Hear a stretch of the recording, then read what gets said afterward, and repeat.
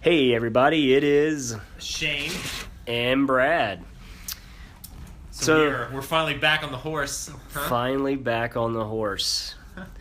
So I think we are going to change it up a little bit this episode. I think we're going to try to keep it short, and I think we're just going to try to see what topic we wind up talking about. We're just going to kind of talk some things out. And, Shane was asking me before the podcast, what are we going to talk about? And I was like, I don't know. What are we going to talk about? I was like, I don't know. This week has been kind of just bleh. Exactly, yeah. So I don't know what we're going to talk about. So we're going to talk about that. Maybe. Yeah, it's been kind of rainy, and it's amazing the effect the weather can have on your mood. So I think it'd be worthwhile like discussing like when you're in these points of just like you're uninspired and you're like just trying to be optimistic, but I mean it's just difficult for a lot of reasons. Like what can you do to pick yourself up and get excited? One of the things I try to do very practically, there's this guy I talk to pretty regularly. I consider him a mentor.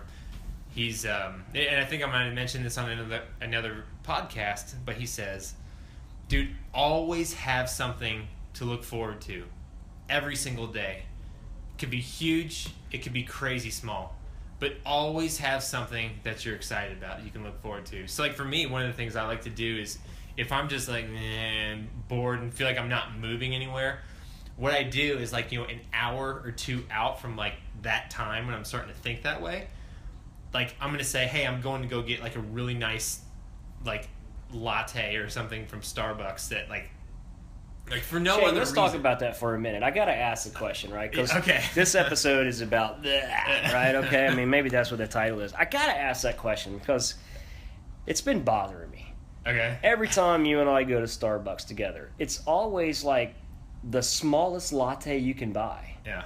Why? Why do you buy this? I mean, it's so bizarre. It's like I'm sitting there with like, I don't know, this ginormous cup, I don't know, Venti or whatever they call it. And you're sitting there with this little tiny latte. Yeah. Like, what's up with that? I don't know. I don't feel like I need a big one. But we get like 3 a day or whatever. No, I mean it's like one, and I have like 2 or 3 other cups of coffee. So I just don't need more caffeine. But it's I don't know. It's just the right size. It's not like, hey, I shouldn't get a grande or I shouldn't get like a venti latte. It's just all I want. It's only like 50 cents more. I know, like the bigger one. I know, but like all I want is just the tall one. I can't explain it. It's like just the perfect and size. the fact that they call it tall. Yeah. That's a problem I have. Yeah. It's not tall. It should be a short. They did the whole conversation in that Paul Rudd movie. I can't remember. It's like Role Models or something like that. He's just so pissed off all the time about like Starbucks like cup size. Why isn't it small, medium, and large? I don't What is know. it like tall? How do you grande? So it's tall. grande? Yes. You might as well make the small ones sound pretentious. Tall, grande, and venti, and then they have like a Trenta, right? Yeah, that's right. I've never Trenta. seen anyone with the Trenta. Yeah, that's like the 52-ounce big gulp at Starbucks. The Starbucks Big Gulp. That's a good band name. But yeah, no, I mean, but going back to it, yeah, it's just like a tall latte is I don't know, it's just the right size. It tastes good. It lasts a while, and it's something to look forward to every day. I think it's one of the most valuable pieces of advice I ever had. So today you're blah. Like, what do you do to like pick yourself up? I mean, have you done anything today to help with that, or? So for me, today is Thursday. So I'm looking forward to tomorrow and the weekend. I don't know what the weather's going to be like. The weather's pretty crappy around here. I don't know. Hopefully it'll be nice this weekend. But just looking forward to doing something with the family this weekend. Yeah.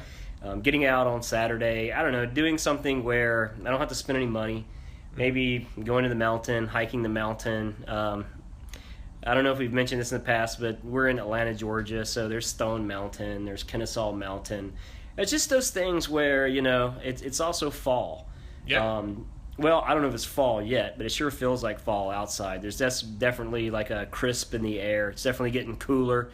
So I don't know, just getting outside, breathing the fresh air, walking up the mountain or hiking the mountain, going and hearing a for just a stream running in the woods or something like that. You know, Get just back to nature. Yeah. back to nature. Yeah. So I've been thinking about that for probably about the last 2 or 3 weeks since it's been getting cooler outside. So anyway, I think that's how I'm going to turn my blah week around, is going out this weekend and just, you know, doing some hiking. You know, my week started kind of the same way as well, and what I found, like, so something I started doing this week is, like, I found that, like, if I take on some sort of, like, a project, that always helps pick me up, and it always helps me feel like I'm accomplishing something, even if I don't feel like my life is really moving very far.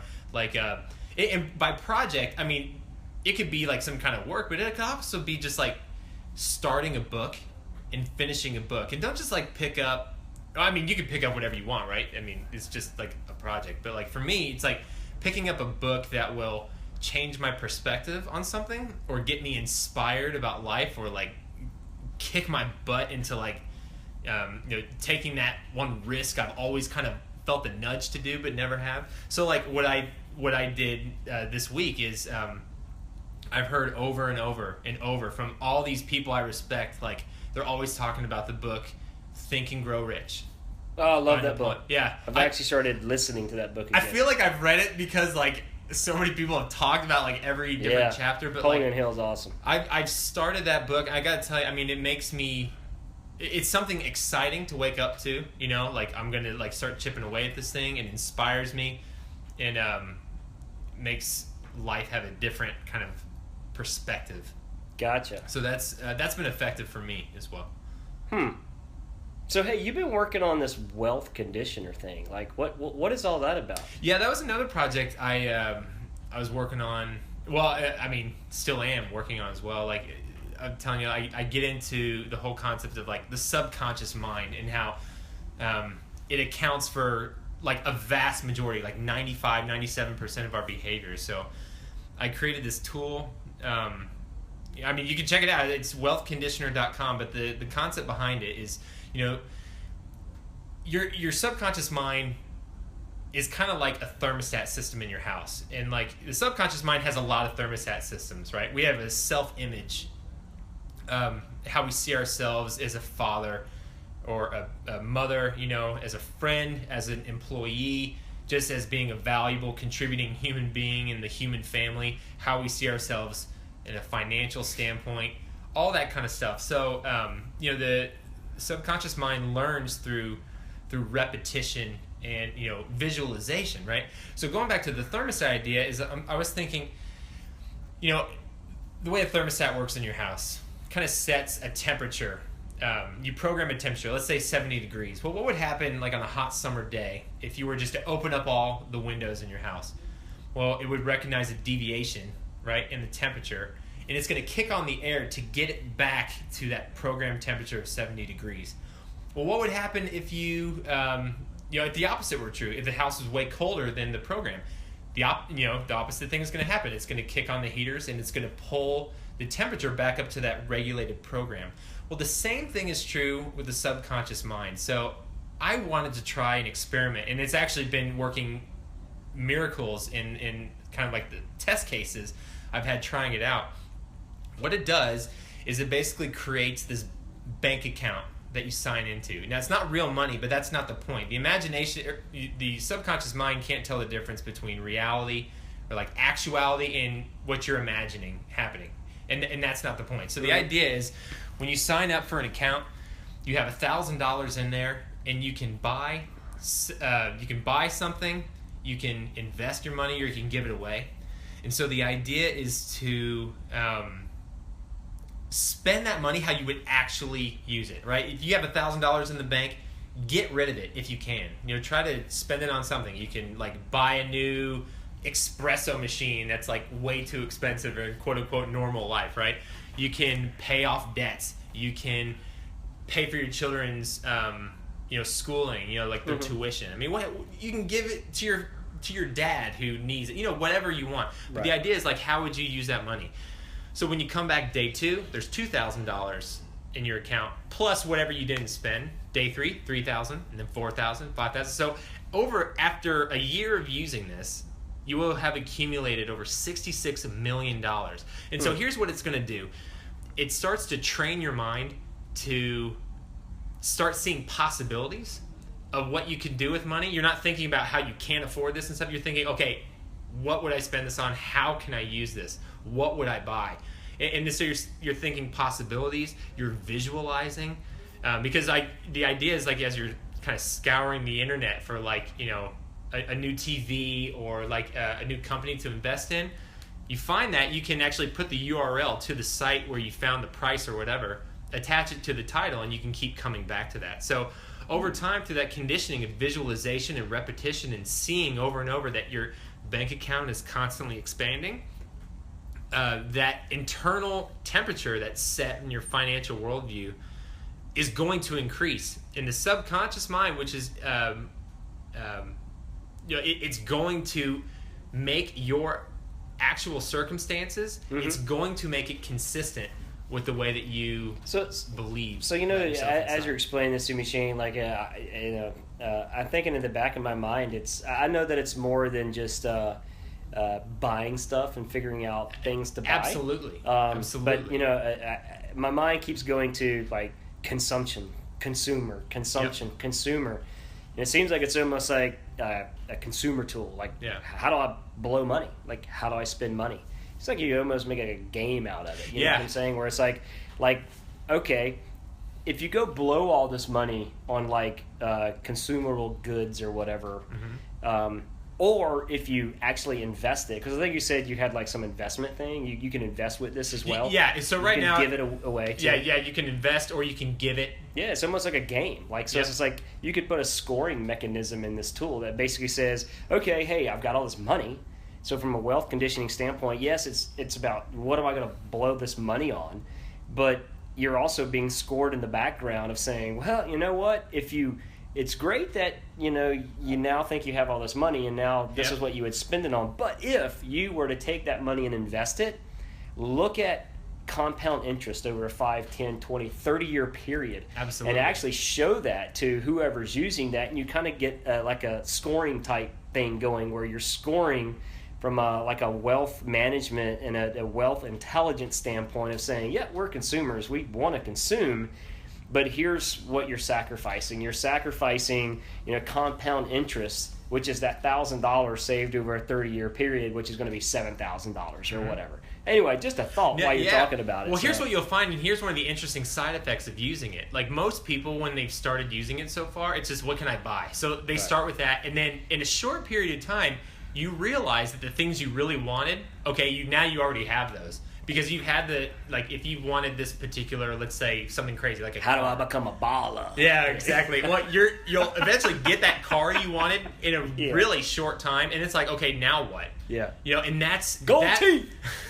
Yeah, so after you buy your grill, the idea, though, is like, you're going to get to a point very quick where it's like, okay, I have everything I want. Now what do I do with this? And this is where like the magic starts coming in, and you start really thinking about being more mature with your money. I need to start investing this. I need to, people are needing this, so I could give this to this particular charity or help my sister out with this over here. So it's amazing some of the transformations that people have already been reporting. Yeah, that's awesome. What's the URL again? Wealthconditioner. Wealthconditioner.com. Okay. And again, it's completely free. It's built to help raise that internal self-image you have of yourself financially. And it's, again, I think if you kind of really meditate on this, you'll know it's true that the reality, your circumstances around you is an unmerciful mirror of what you believe about yourself inside in these different areas of your life, financially, from relationships, spiritually, all these kind of things. So this tool just helps with that financial piece. So I guarantee you, anyone who engages in this seriously and honestly, doesn't take more than 10 minutes a day, will find that in a very short time, the more you put in, the more you get out. I think you'll find that your circumstances are going to change for the better financially. Oh, that's awesome. So switching gears a little bit, you mentioned something about the tool. You can use your money to give. Sure. So, question to you is, and anybody out there would love to, get your feedback in the comments on this. We'd like to get input from everybody else. But when you're giving, like, how much do you give? Like, I'll give you an example. Like, I got this route that I take every single day, going home. And from time to time, there'll be a homeless guy, on the side of the road at a red light. Mm-hmm. From time to time, I'll pull out some money and, I'll hand it to him.